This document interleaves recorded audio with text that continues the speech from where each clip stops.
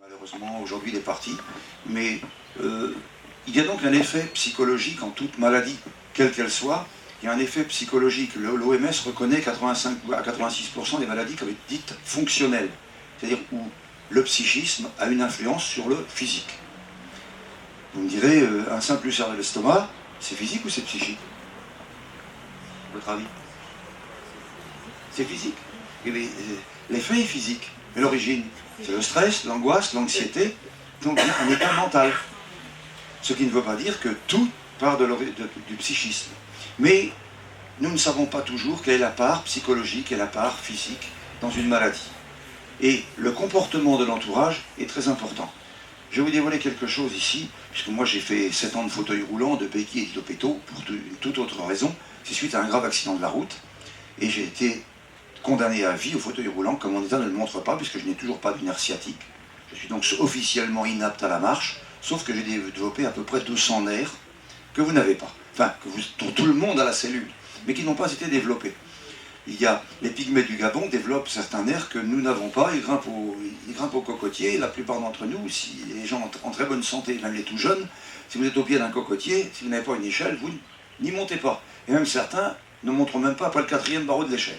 Vous voyez, donc, nous n'avons pas la même formation. Et donc, moi j'ai été guéri de ma paralysie, enfin de mes paralysies, à l'aide de l'hypnose et de l'auto-hypnose, particulièrement l'auto-hypnose. Ce qui me permet aujourd'hui de toujours marcher normalement, comme tout le monde, de faire du vélo, de faire du footing, etc. Avec des sensations qui sont bien sûr différentes de la plupart d'entre vous, mais ce qui compte c'est le résultat. Voilà. Alors, ça ne veut pas dire que dans la SLA, la même chose est réalisable. Pas du tout. Mais par contre, le comportement de l'entourage. Moi, à l'époque, j'ai mis ma grand-mère à la porte de ma chambre.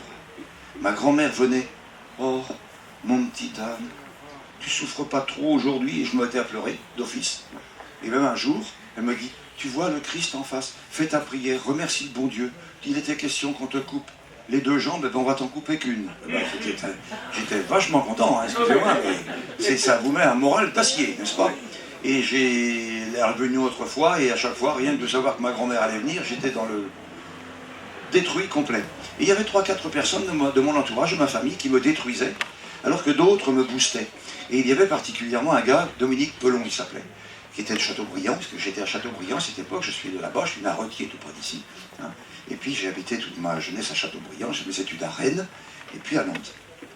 Et Dominique Pelon, lui, venait 1 heure à 1h30 tous les jours, et me reboostait. C'est lui qui me donnait un moral d'acier. Je repartais. Et à la limite, mes souffrances se divisaient par 2, voire par 3 ou 4, à chaque fois qu'il était là. Bon, après, je replongeais, bien sûr. Mais pour que vous le compreniez, je vais vous montrer quelque chose dans le comportement de quelqu'un. Tout simplement avec un petit graphique. Ça, je ne peux pas l'attacher, là. J'ai fait mon truc. Bon. Je suis dans le Capharnaüm, là, pour le machin. Bon,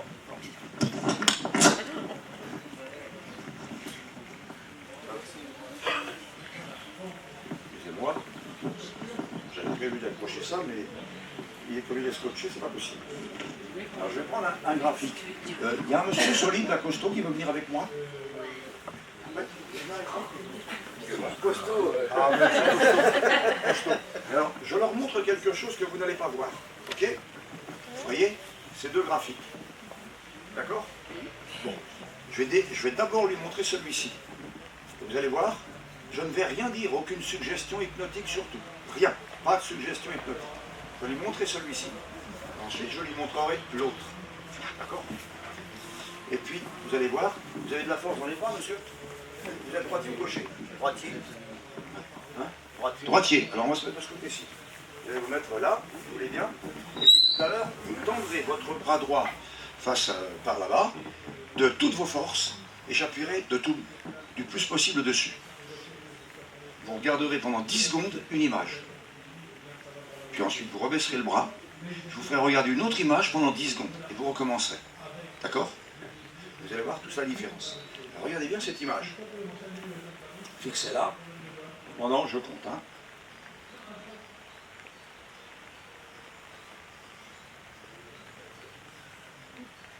Allez-y. Attendez. Ok. Maintenant, regardez celle-ci. Dans le 10 secondes.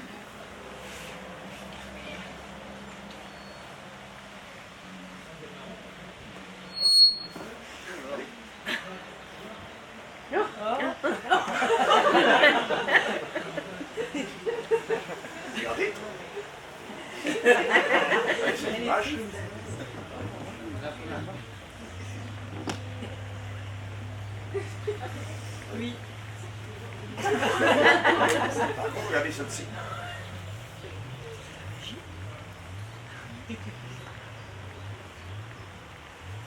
Allez. Et oui, selon la tête que l'on a devant quelqu'un, on lui donne de l'énergie ou on lui enlève. Mais dans le comportement, ce n'est pas que dans une image.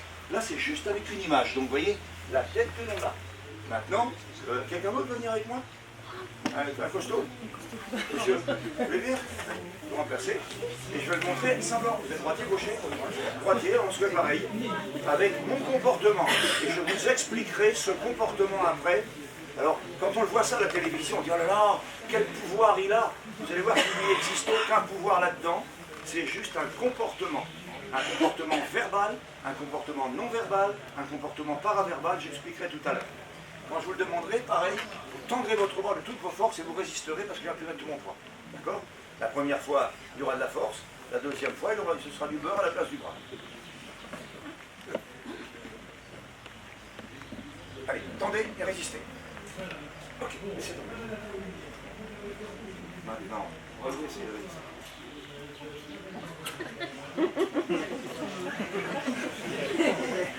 Relevez, essayez de résister. Maintenant, je leur donne. Tendez et résistez. Ok. Qu'est-ce que j'ai fait? Allez, qui est capable d'expliquer ce que j'ai fait? La façon, le comportement est négatif. J'ai eu un comportement positif la première fois et la dernière fois. Et 2 fois du milieu, un comportement négatif. Comment et pourquoi? La parole. La première fois, Les yeux. la parole, les yeux.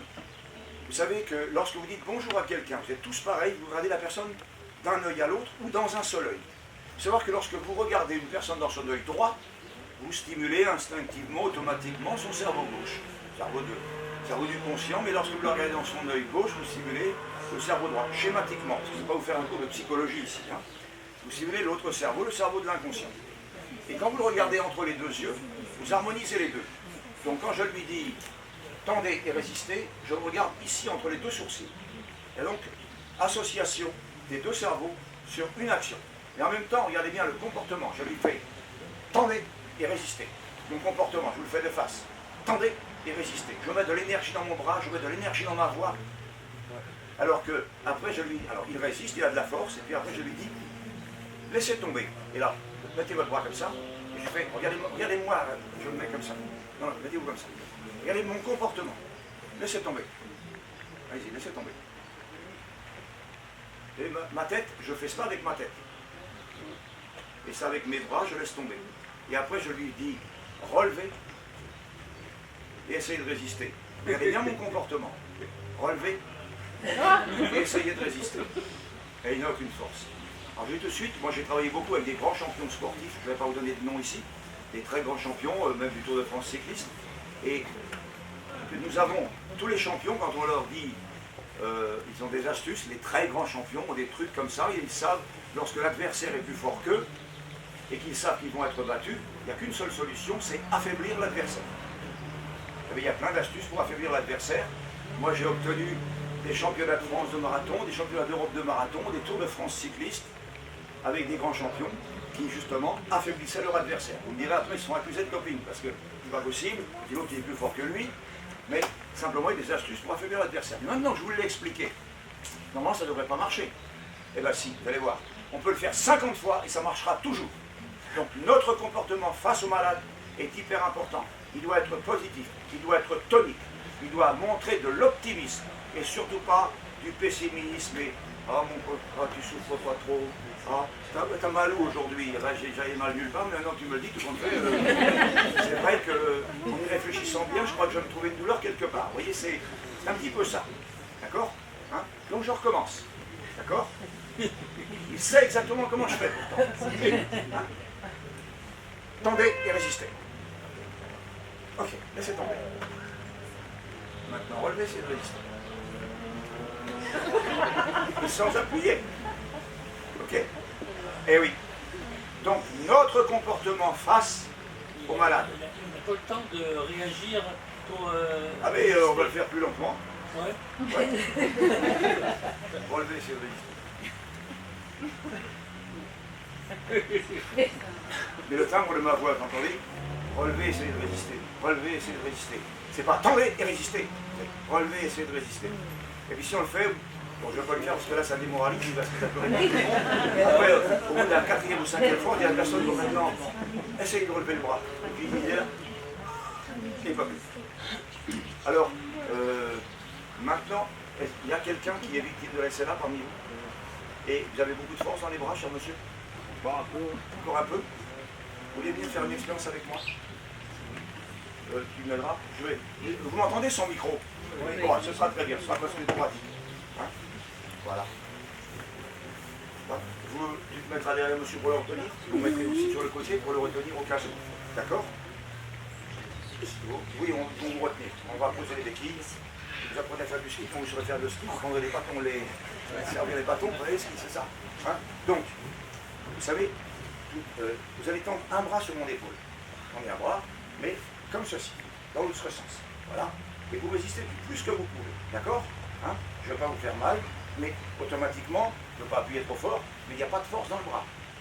On n'a pas trop de force. Mais je vais vous expliquer quelque chose. Vous allez voir, vous allez respirer avec le ventre. Vous savez faire ça? Oh, super. Voilà. Hein? Respirez avec le ventre. On va se tourner légèrement comme ceci, parce que vous allez, voilà, vous voyez la rampe derrière la bâche là-haut. Vous allez la prendre avec votre main. C'est-à-dire que tout à l'heure, vous allez, retenez-le quand même, monsieur. Vous regardez à travers vos doigts, comme ça. Mettez votre main comme ceci. Et à travers vos doigts, vous regardez la rampe du haut là-bas. Complètement là, plus loin. Rapprochez votre main et éloignez votre main. Automatiquement, votre main est floue, puisque vous regardez là-bas. Eh bien, nous allons créer un trouble de la vue. Nous allons créer un trouble de la respiration. J'ai un trouble de la voix parce que je vais utiliser ma voix. Et puis, lorsqu'on utilise trois sens, si vous mettez une idée associée à ces trois sens, l'idée tend à se réaliser à plus de 90%. Donc, laissez tomber votre bras. Donc, tout à l'heure, vous allez respirer avec le ventre. Et puis, la troisième inspiration, vous montrez votre bras tout mou, flagada, sans chercher à résister quoi que ce soit. Vous faites ça. Puis, entre les doigts, vous regarderez la barre et vous soufflerez aussi. Et vous prendrez la barre à pleine main. Mais vous ne la quitterez pas, ni du regard, ni de la main. D'accord? Et si vous ne la quittez ni du regard, ni de la main, et que vous imaginez que vous la tenez dans la main, votre bras sera d'une rigidité extraordinaire, et vous m'aiderez, monsieur, il mettra son bras sur mon épaule, et vous viendrez, nous appuierons tous les deux sur son bras. Et vous verrez, il sera capable de résister. Ce qui nous va lui donner une force éternelle. Mais c'est pour montrer que nous sommes capables de dégager certaines énergies, et je l'illustrerai après. Alors, allez-y. Respirez avec le ventre, tranquillement. Non, on rentre le ventre quand vous soufflez. Voilà, comme ça. Allez, inspirez. Le bras tout mou, le bras. Très bien, encore une fois. Doucement. Soufflez tranquillement. Très bien. Maintenant, en inspirant, vous montez le bras, tout mou, flagada, gada, gada. Écartez vos doigts, regardez à travers les doigts et vous soufflez maintenant. Vous allongez 1 mètre, 2 mètres, 3 mètres, 4 mètres, 5 mètres, 10 mètres, puisque la barre est à 10 mètres et vous la prenez à pleine main. Allez-y, serrez-la dans votre main. Serrez-la dans votre main. Serrez-la. Appuyez sur son bras des poids. Voilà, top.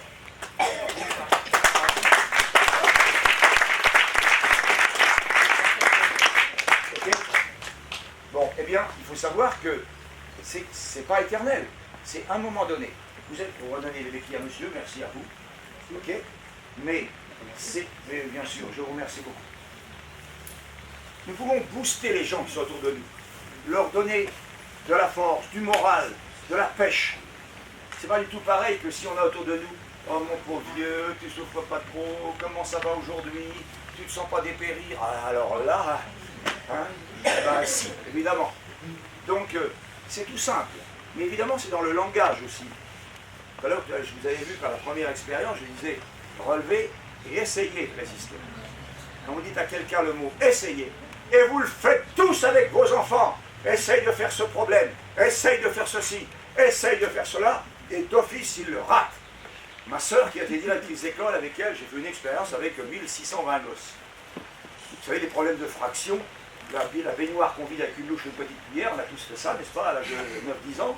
Et puis, de demander à 810 enfants, à 2 ou 3 près, je ne sais plus, bon les enfants, vous allez essayer de me faire ce problème, pour le même problème, parce que c'est le même programme dans toutes les écoles. Donc dans tout le département de Loire-Atlantique, on demandait aux enfants, pour le même problème, hein, c'est le même, pour tout le monde, toutes les écoles, il y a une consigne, les enfants, vous allez essayer de me faire ce problème. C'est voir que 7% seulement ont trouvé la solution sur les 810. Alors qu'en leur disant pour le même problème à d'autres élèves de même classe, bon les enfants, nous allons voir à quelle vitesse vous êtes capables de trouver la solution. 88% la trouvent. Pourquoi? Première formule, pour les enfants, vous allez essayer, alors essayer ça sous-entend que c'est drôlement compliqué, tu as peu de chances d'y arriver, autant abandonner avant de commencer, démoraliser, essayer de me faire, vous savez ce qu'il entend l'inconscient, le cerveau droit, il dit t'as qu'à le faire toi-même, c'est de me faire ce problème. Qui parmi vous aime les problèmes? Levez la main. Personne. Eh bien, même un petit enfant, il n'aime pas les problèmes. Il n'aime pas. La première chose qu'il sait faire, c'est non. Les bébés, vous savez tout, n'est-ce pas, mesdames? Il sait, dès que ça l'ennuie, il ne veut pas. Et on est tous pareils. Donc vous allez essayer de me faire ce problème, 3 mots négatifs dans la même phrase. Alors que dans la deuxième formule, pour les enfants, nous allons voir à quelle vitesse, sous-entendu, c'est une petite formalité, c'est facile.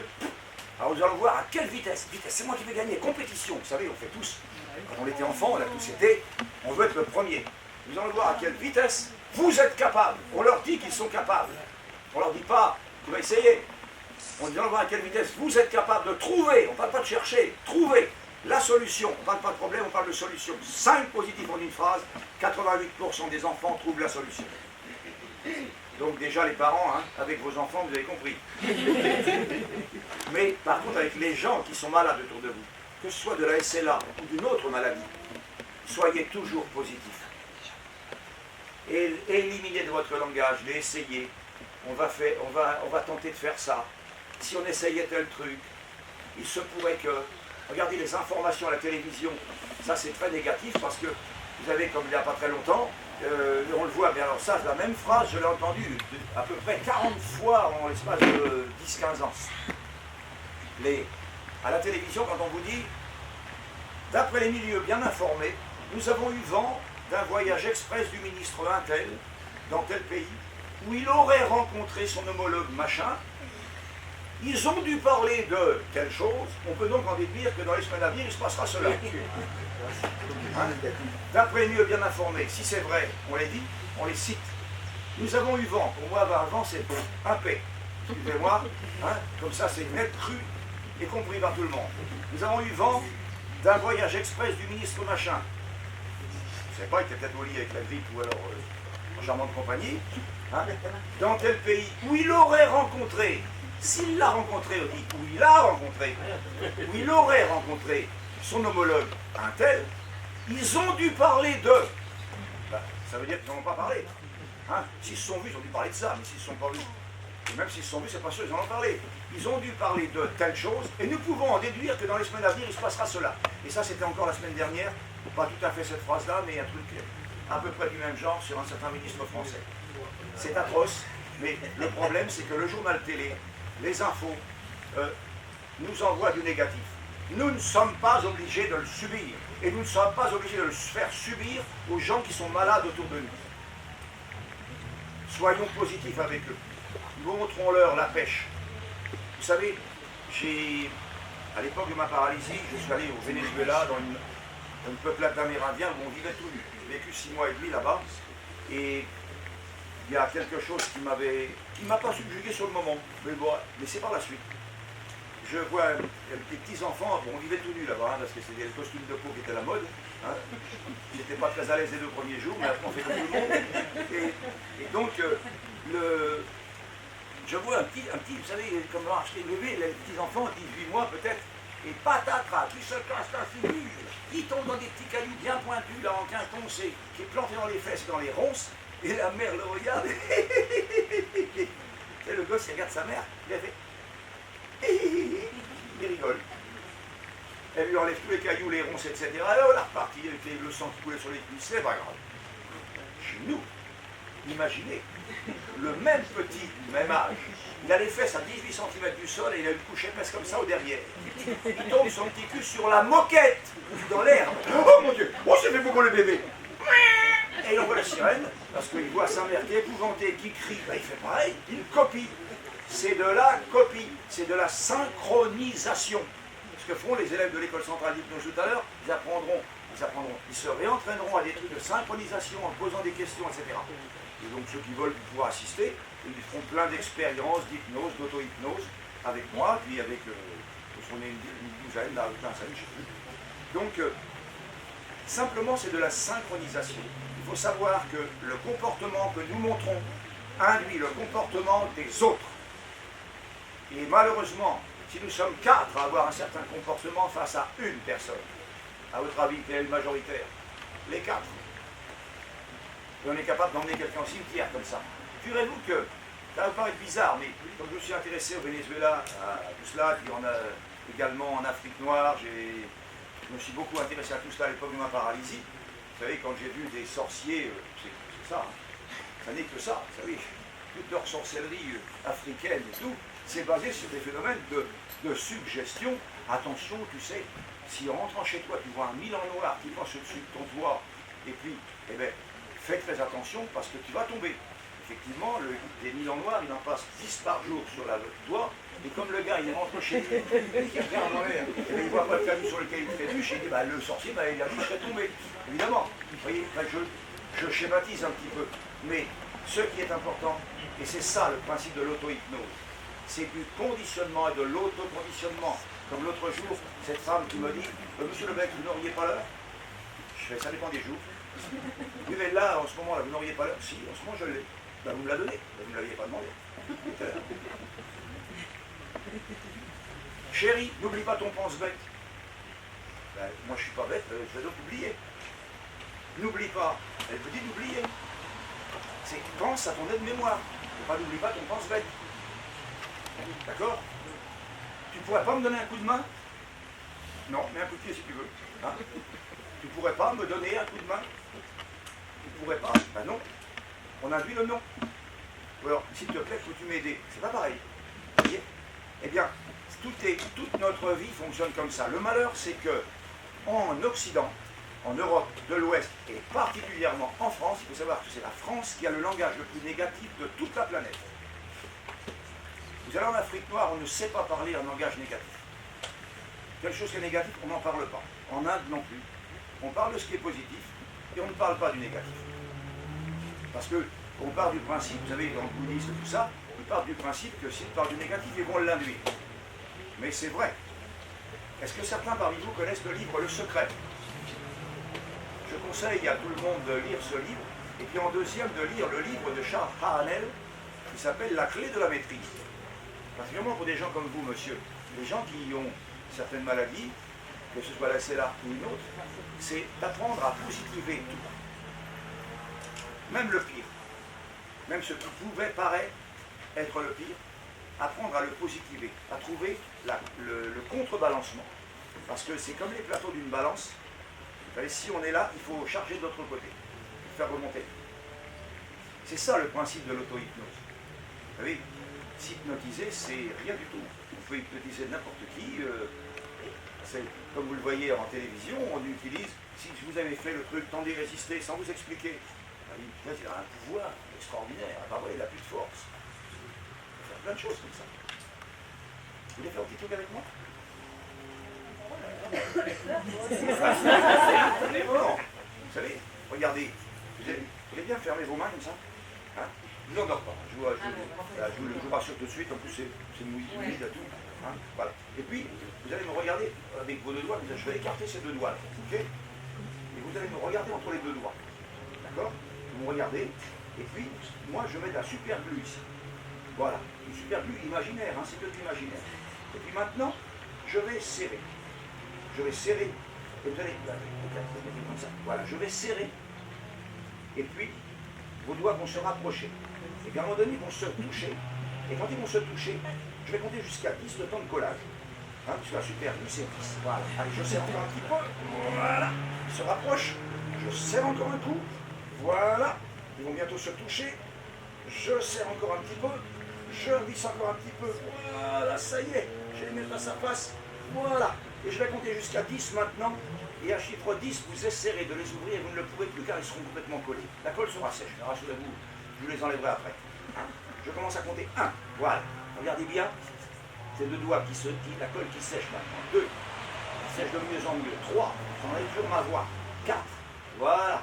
La colle sèche tellement que dans quelques instants, quand vous essayerez de les ouvrir, vous ne le pourrez plus, car plus vous essayerez, moins vous le pourrez. 5, il se bloque, il se crispe, il se contracte.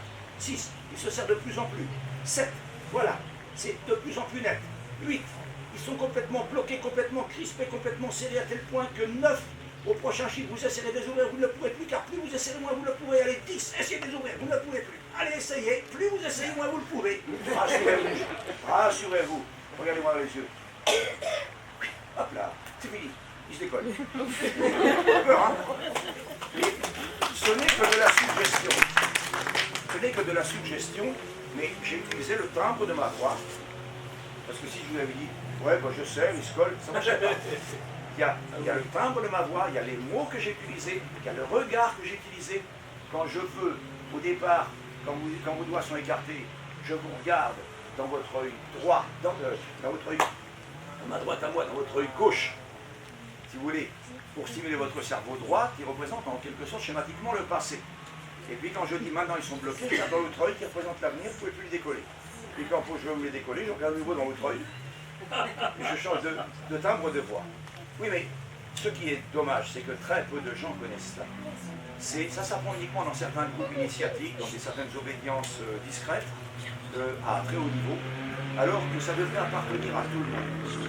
C'est pour ça que moi, par exemple, j'ai sorti un livre qui est sorti aux élections présidentielles, juste après les élections, puisque pendant plus d'un an, il a été interdit de sortie, parce que dedans, je dévoile certaines choses, et il est évident que quelqu'un qui lit, qui s'appelle Code et techniques secrètes de l'hypnose dans la communication, c'est de l'hypnose conversationnelle. C'est pas, on n'endort personne. On apprend à parler d'une certaine façon, à repérer comment fonctionne une personne, pour savoir comment la conditionner à aller mieux, bien entendu, parce que l'objectif c'est toujours d'aller mieux, c'est pas d'aller plus mal, n'est-ce pas? Mais c'est à la portée de tout le monde peut le faire. Je viens d'ailleurs donner un cours à Rennes au mois de septembre, ceux que ça intéresse, pour apprendre à se booster, et apprendre, c'est surtout pour les familles, à apprendre à se comporter d'une manière complètement différente, à hypnotiser entre guillemets les gens qui les entourent, les malades qui les entourent, pour les rendre toniques, pour leur donner le moral, l'assurance, même à des gens qui sont quelquefois en fin de vie, ça peut arriver. Mais si c'est tonique, moi je sais que mes propres parents qui sont malheureusement partis, ma mère, je lui ai envoyé sa petite dose par téléphone tous les matins, depuis Paris. Elle habitait Châteaubriand.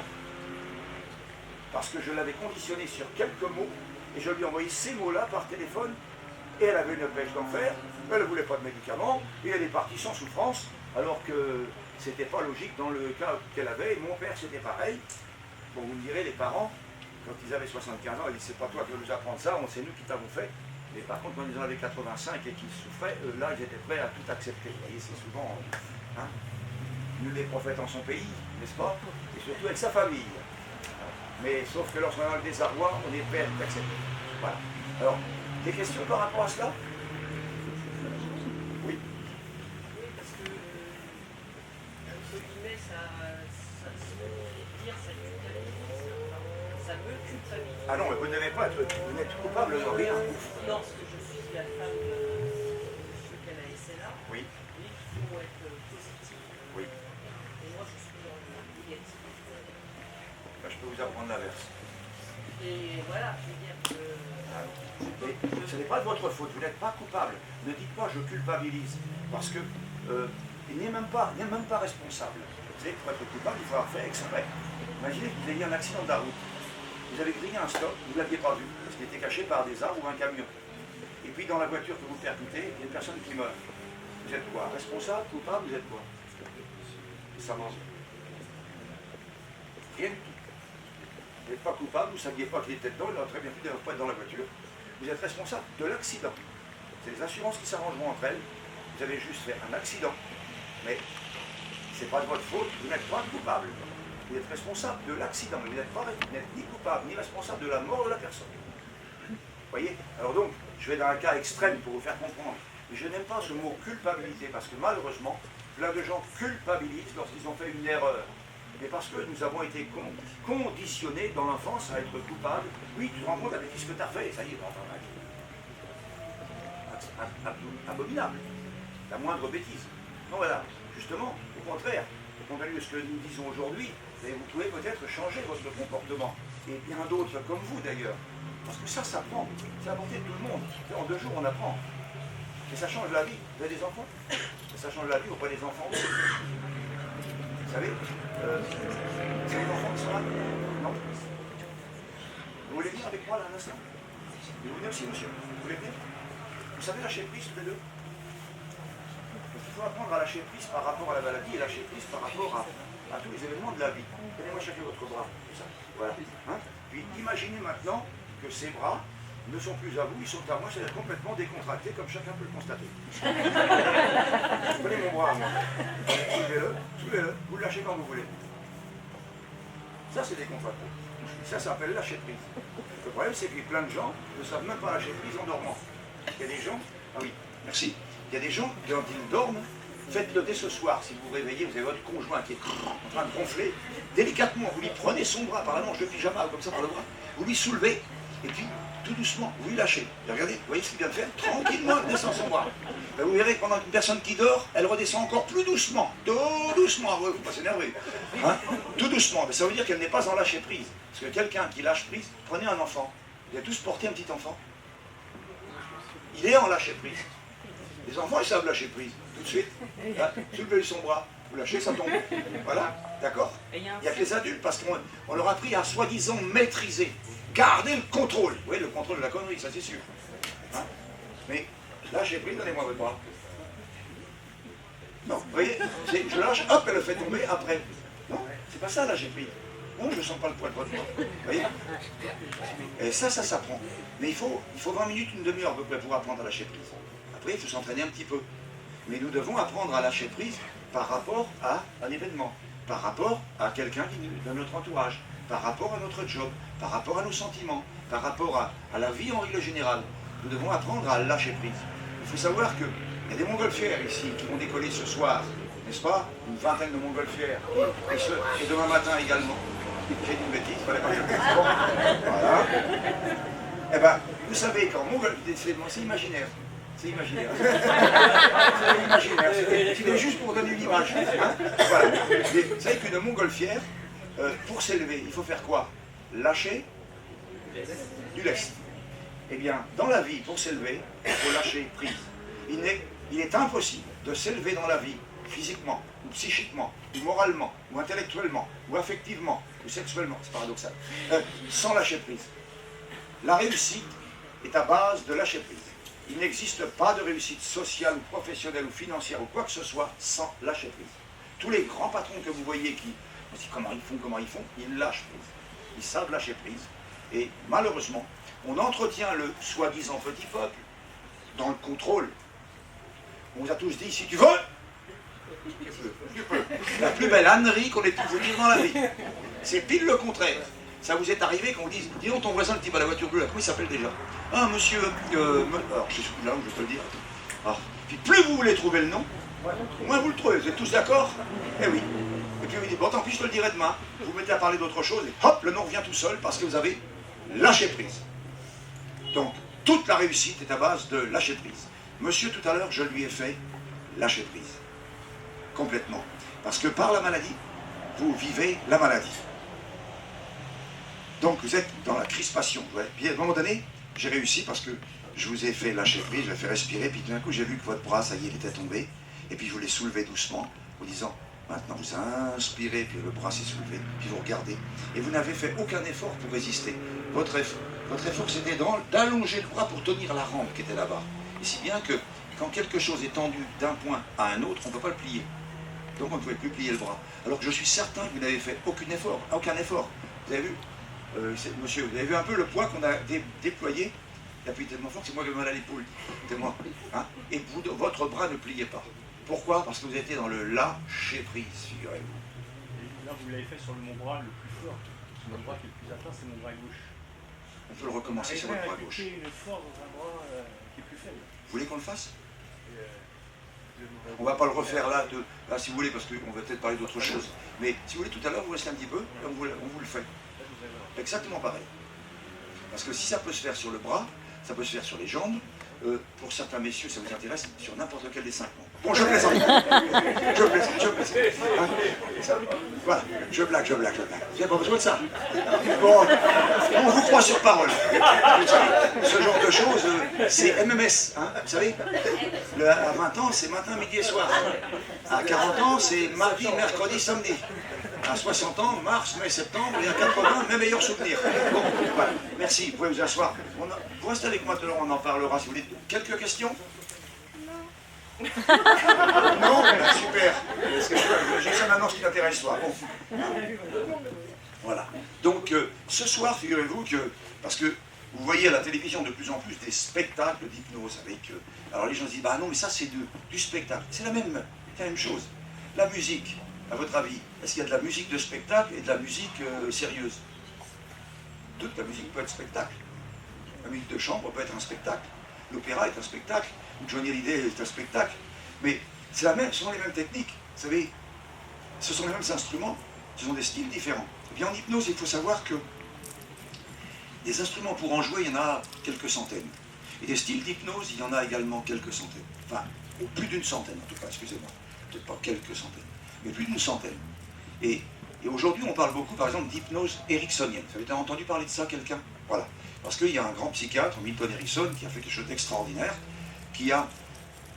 dont on a parlé beaucoup dans le monde, parce qu'elle est facile à faire, c'est de l'hypnose conversationnelle.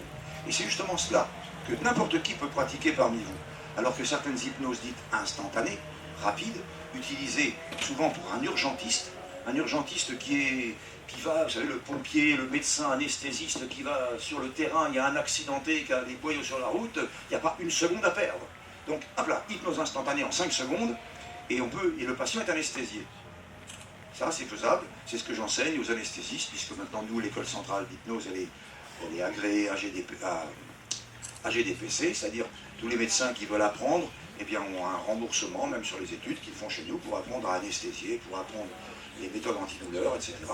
Puisque c'est une technique que moi j'ai inventée en 70 pour moi, puis que je tirais par la suite, pour éliminer mes souffrances. Et le fait d'éliminer mes souffrances m'a permis des mouvements que la douleur m'interdisait. Vous voyez, et donc après, en le cultivant, je m'en suis servi sur les sportifs, et puis je m'en suis servi, après j'ai des médecins qui s'y intéressaient, et de plus en plus, particulièrement en Belgique, où il y a d'ailleurs une dame, Madame Fémonville, qui a créé ce qu'on appelle l'hypnosédation, c'est-à-dire, comme elle n'est pas trop sûre d'elle, elle met quand même un peu de produit anesthésiant en plus, oui, mais elle baisse quand même les doses. C'est donc intéressant parce que pour certaines opérations graves, vu les doses anesthésiantes qui sont utilisées, ça laisse quelques traces, n'est-ce pas? Eh bien, grâce à l'hypnose, on peut baisser les doses, mais figurez-vous qu'on peut même éliminer complètement l'anesthésiant. On peut l'éliminer totalement. Ce soir, d'ailleurs, sur le podium, puisqu'on va faire un côté démonstratif d'hypnose, un côté très spectaculaire, je ferai une anesthésie rapide en 15 secondes. Je vous montrerai. Je ferai une catalepsie, ce qu'on a fait sur vous, monsieur, tout à l'heure. Je le ferai là-bas. Mais on mettra une personne complètement raide, la tête sur un tréteau, les pieds sur un autre, et je sauterai dessus. Et puis après, je taperai dessus à coup de masse. Je casserai des cailloux sur le ventre. Voilà. Donc, ça. Alors, vous pensez bien que le corps est moins solide que les cailloux, enfin que le parpaing. N'est-ce pas? Pourtant, il y a un moment donné dans la vie où on est capable d'une énergie extraordinaire. Est-ce que certains ont vu, dans les dossiers incroyables mais vrais qu'on voit à la télévision quelquefois, cette femme qui a soulevé une Mercedes toute seule pour sauver son bébé? Hein? Voilà. Donc, une dame de 42 ou 43 ans, ou 46, qui promène la poussette avec le bébé de sa fille. Et tout à coup, une Mercedes avec 2 personnes dedans, paf, rate de virage, c'est à Boulogne, bascule et tombe contre le mur, la Mercedes. Mais la femme, elle se met dessous, et elle soulève la Mercedes, elle la met sur les 4 roues. Il y a 2 gendarmes, enfin 2 policiers qui l'ont vu, plein de témoins. Quand les pompiers sont arrivés pour refaire la même manœuvre, il a fallu qu'ils se mettent à 8. Et les pompiers de Paris, ce ne sont pas des manchots. Cette femme, qu'est-ce qu'elle a fait? Une auto-hypnose involontaire. Parce que qu'est-ce que c'est que l'hypnose? C'est quelque chose que vous connaissez tous les jours. Vous en faites tous les jours. Quand vous conduisez votre voiture automobile, et que vous êtes dans la lune en quelque sorte, vous pensez, tiens, il faut que j'envoie son chèque à machin, j'oublie de le payer l'autre jour, il va avoir un problème de... Et puis, ah tiens, si dimanche prochain on allait se promener à tel endroit, Mais il y a bien quelqu'un qui conduit la voiture quand même. Hein. Et pourtant, vous n'êtes pas là. Vous n'êtes pas du tout à la voiture. Donc, ah oui, c'est ce qui lui arrive souvent. Donc, c'est un état qui n'est pas un état d'inconscience. C'est un état de conscient automatisé. Je ne vais pas l'expliquer ici, ce sera un peu trop long. Mais nous avons appris à conduire. Eh bien, c'est devenu un automatisme. Et nous sommes capables, après, que notre inconscient qui a pris cet automatisme conduit la voiture pendant que le conscient est parti se promener sur autre chose. Vous voyez? Mais le problème, c'est que quand ce n'est pas maîtrisé, il peut se passer quelque chose, c'est que comme c'est la porte d'entrée du sommeil, si on est fatigué et puis qu'on vient de faire un bon repas, on bascule un peu trop loin, et là il y a un platane qui traverse la route sans demander l'autorisation. Ou un camion qui passe devant nous, vous voyez? Et donc c'est l'accident. Alors c'est un état qui est dangereux s'il n'est pas sous contrôle. Donc en auto-hypnose, on apprend à faire la même chose, mais de manière contrôlée. À contrôler cet état pour en bénéficier, pour l'utiliser à des fins positives de santé, d'amélioration de notre condition, d'éliminer un problème. Vous savez, par exemple, la plupart du temps, le moindre petit problème, on en fait tout un événement. J'ai un étui à lunettes dans la main, s'il était posé par terre ici, personne ne l'aurait remarqué. Si je l'ai à la main en parlant, tout le monde le remarque. Par contre, si je viens et je vous le mets là, vous ne voyez plus rien du tout, même pas l'étui à lunettes d'ailleurs, parce que vous savez même pas que j'en ai un. Donc, un tout petit truc de rien vous cache la vue intégrale de ce qu'il y a autour. Et bien, dans notre vie, c'est la même chose. Un petit problème, minuscule, si nous le regardons là, il n'existe que le problème. Alors, quel est le principe de l'auto-hypnose? C'est de faire donc ce que j'expliquais tout à l'heure, mais de manière contrôlée, pour prendre du recul sur la situation. Et donc, éloigner le problème. C'est ceux qui ont fait de la montgolfière, justement, le savent. Quand vous montez en montgolfière, ben, tout est grand, et puis quand vous montez, ben, les gens deviennent tout petits, et on a l'impression de voir des fourmis en dessous. Même les voitures, quand on est à 800 mètres d'altitude, eh ben, les voitures automobiles représentent, on dirait une mouche, des mouches, par terre. Elles sont noyées dans la masse gigantesque de ce que nous voyons autour de nous. Eh bien, l'auto-hypnose permet de noyer un problème dans la masse positive qui l'entoure. Je vais le dire d'une autre manière. Si vous prenez une goutte de pastis pure, vous trempez le doigt dedans, vous mettez sur la langue. Ça a un goût très fort de pastis, vous êtes d'accord? Mais la même goutte de pastis, mettez-la dans un verre d'eau. Buvez le verre d'eau. Est-ce que vous apercevez qu'il y avait une goutte de pastis dedans? Non. Eh bien, un problème peut être noyé dans l'immensité positive. C'est ce qu'on apprend en auto-hypnose. Donc à se booster, à devenir positif en toutes circonstances, même dans les plus dramatiques. Parce qu'il y a toujours un petit élément sur lequel nous pourrons nous focaliser, qui nous fera pas forcément oublier le problème, mais prendre de la distance par rapport au problème. C'est valable pour le malade, c'est valable pour la famille aussi. Ok? Alors ce soir, vous en saurez un peu plus. Demain, je reviens ici, bien entendu, à la même heure, pour vous reparler de la même chose, et puis d'autres choses également. Vous pourrez poser des questions, vous avez le temps de les préparer d'ici demain. Ce soir, ce ne sera pas le cas, parce que ce sera sur podium, là-bas, auprès du karting. On nous fera des expériences très spectaculaires pour vous montrer les capacités du corps humain et les capacités du mental sur le corps humain. Je vous montrerai que nous nous laissons subjuguer quelquefois par la maladie. Je vous ferai une démonstration de quelque chose qui montrera que par le mental, on est capable de se créer un problème. Et de se créer aussi le contraire. Voilà. Donc, vous aurez après cela, moi ce sera 21h, et puis à 22h, vous aurez quelqu'un que vous connaissez peut-être, ça, si je vous fredonne. Quand je la regarde, moi l'homme loup au cœur d'acier. Je chante très mal, rassurez-vous. Hein, c'est Jean-Jacques Lafont, et il est là-bas, il est à l'arrière, et il chantera ce soir pendant presque une heure. Il va chanter, mais il est avec nous, pourquoi? Parce qu'il s'intéresse beaucoup à la maladie, justement, et il est, en dehors du fait qu'il est chanteur, il est surtout, avant tout, en 1982, il a passé sa licence de psychomotricien. Il a été le premier en Europe à faire une thèse sur le biofeedback, et par la suite, il a passé un doctorat de psychologie clinique, mais il est surtout, avant tout, sonothérapeute. Il s'intéresse au son, à l'impact des sons sur certains organes, sur certains muscles, sur certains nerfs. Nadine, on discute avec lui. Voilà. Donc, il s'intéresse beaucoup à l'impact des sons.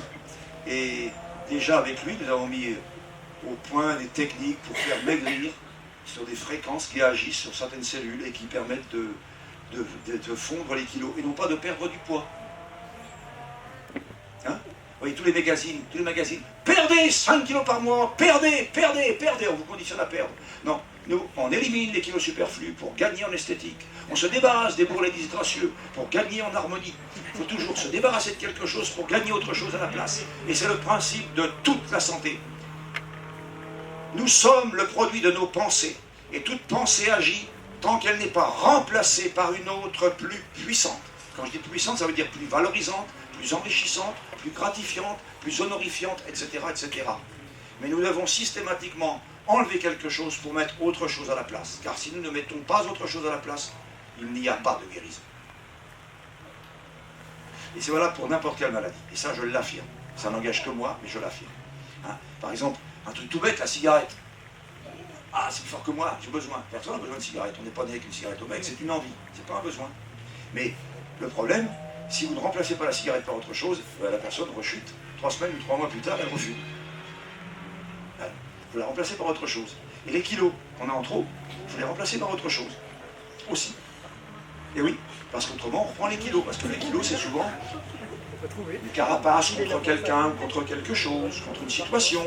C'est aussi, quelquefois, un poids qu'on veut se donner par rapport à notre mère, qui, là j'ai une femme récemment, qui est cette femme, elle s'était pris 50 kilos pour être plus grosse que sa mère, parce que systématiquement, à chaque fois, quand elle a eu 2 enfants et sa mère dit « Bon, je m'occupe des enfants, de toute façon, tu n'es pas très doué, tu n'as jamais su le faire. »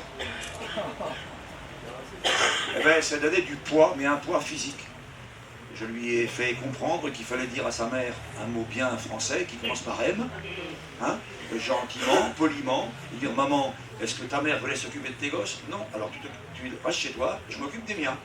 Hein. » Elle a osé, elle a pleuré après, elle a osé, puis sa mère a fondu. Elle n'avait plus besoin de prendre du poids sur sa mère. Alors, c'est pas que ça, hein. C'est tout. J'en parlerai demain parce que je ne veux pas vous mobiliser. Oh, je fais encore 5 minutes?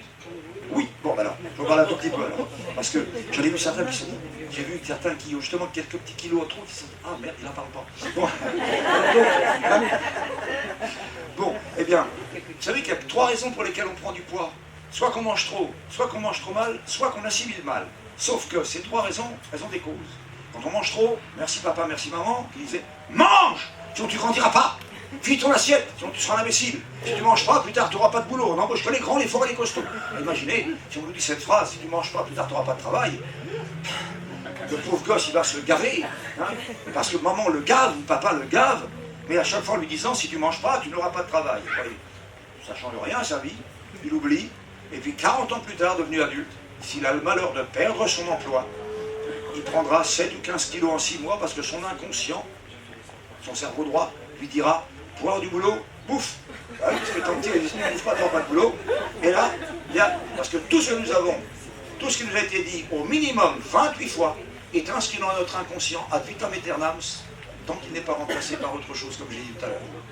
Alors si c'était affectif, c'était du style « Va faire un bisou à ton grand-père ». Non, eh ben t'auras pas de bonbons. Ah ben, on a vite compris que bisou égale bonbon, bonbon égale câlin, câlin égale chocolat, chocolat égale affection. Sauf qu'à 20 ans, on vous dit plus « Viens ma chérie me faire un bisou, t'auras une sucette ». Ou un bonbon. Ah bon. On sort du travail. Oh, c'est bon, ça va. Je vois qu'ici, vous êtes là, vous avez l'esprit aussi mal tordu qu'à Paris. Bon. Donc, on sort du boulot, quel con ce patron, il m'aurait même pas félicité, on m'aime pas. Alors bonjour madame la pâtissière, moi 2 petites forêts noires, une pour tout de suite, une pour ce soir, et en arrivant à la maison, on a déjà mangé les 2, ce qui ne nous empêche pas de dire au conjoint, chérie, t'as pas fait une bonne journée, tu crois pas que vous se mériterez un petit apéritif? Va chercher la bouteille, j'apporte les chips, les cacahuètes et le saucisson. Et on va se gaver hors d'un horaire habituel de repas, de saloperie. Et le problème, c'est que s'il y a plus de 40 minutes entre la fin de l'apéritif et le début du repas, l'hypophyse là-haut, il y a des petites glandes dans le cerveau là qui ont interprété qu'il y a eu 2 repas. Et ceux qui auraient été éliminés en 1h30 à 3h, mais 7h30 à 9h à s'éliminer. Quand ça s'élimine. Parce que si on prend notre repas avant que ce soit éliminé, on stocke. Voilà. Alors donc, je parle pour le poids. On apprend à appréhender la nourriture autrement et à ne plus avoir besoin de compenser le principe. C'est valable pour la cigarette, c'est valable pour l'alcool, c'est valable pour toutes les addictions, la drogue, le jeu. Ce sont des addictions. Les addictions, ce sont des envies. Qui ne sont pas des besoins, non, ce sont des envies. Et toute envie peut être transformée en une seule séance d'hypnose, si vous voulez. Alors quelquefois ça demande 2 heures ou 3 heures, ça dépend. Mais c'est pas On n'a pas besoin de 50 000 séances. Pour arrêter de fumer, c'est une séance d'hypnose entretenue par un CD qu'on va entendre, écouter pendant 8 jours, 15 jours, 20 jours, selon la quantité de départ. Pour maigrir, c'est pareil, enfin se débarrasser des kilos superflus. Une séance d'hypnose, et puis derrière, on entretient avec, en écoutant des CD, pendant 28 jours par contre. Enfin, 2 fois, non, une fois par jour. Voilà. Voilà. Donc, vous voyez, il y a plein de choses réalisables. Alors, demain, Madame Le Forestier revient également vous parler et vous préparez vos questions, parce que j'ai vu que certains hésitent à poser des questions. Préparez vos questions. Vous lui poserez des questions précises, à questions précises, réponses précises. C'est une dame qui est à Salpêtrière et qui s'occupe de la SLA depuis de nombreuses années, puisqu'elle s'occupait de mon ami Christian il y a donc maintenant déjà combien d'années, là tout début, qu'elle t'a connu. T'as connu? Hein? Oui, plus que ça. Oui. Voilà, c'était. Et donc elle connaît le problème, elle est apte, vous ne pourrez pas trouver plus qualifié qu'elle pour y répondre. Voilà. Donc profitez-en. Et faites-en profiter aussi vos amis. N'est-ce pas? Voilà. Eh bien, je vous souhaite à tous une bonne après-midi. Rendez-vous à ce soir pour plein de démonstrations. Puis la soirée sera terminée par un orchestre. Mais alors, vous savez, il y a une table là-bas. Vous savez, il y a une table. Et puis,